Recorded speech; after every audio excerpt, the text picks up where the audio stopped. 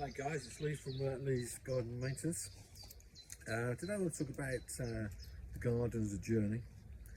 What I mean by that is there is a start, a middle and an end to the garden.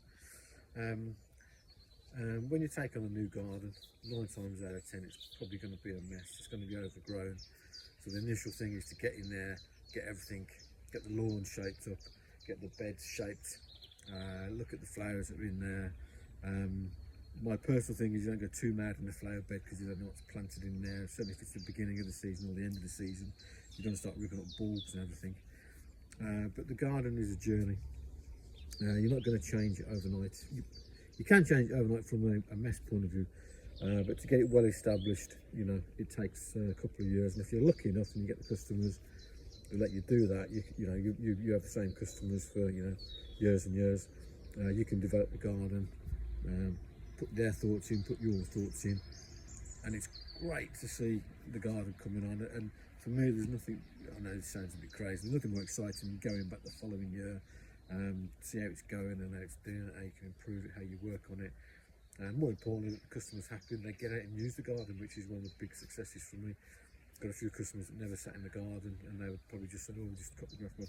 And now once you've converted the garden into somewhere nice and a great space to be, you know, they buy garden furniture, they get out in the garden, and that's a big thumbs up to me. So I mean, this garden behind me is massively overgrown. The flower beds are there, but you couldn't see them. And now this is probably the 3rd or 4th year we've been in this garden. We've got the grass looking okay, we've got the flower beds. There's a wildflower area behind us which we've done loads of work on this year because it just got totally out of hand. If you look at it now, you probably say, oh, it's still looking great, but you can see the things coming through that we put in last year and the beginning of this year. So the point of this really is just to say, don't expect too much too soon. Put the hard work in, put the time in, put the effort in, and gradually you'll see the benefits, over the months, over the years, and gradually you'll see it, you'll see it improve. So let's have a quick look at this garden. So what we've got here, we've got flower beds here where things are coming through now. These basically, these were just weeds and that. This flower bed behind us here, that was basically full of nettles and nettles, thorn bushes, things like that. This garden here, this flower bed here, again, that was just massively overgrown with lots of weeds, etc. Grass is coming back nicely. We put loads of like primrose, little primroses in just to add colour at the beginning of the year, you can see there.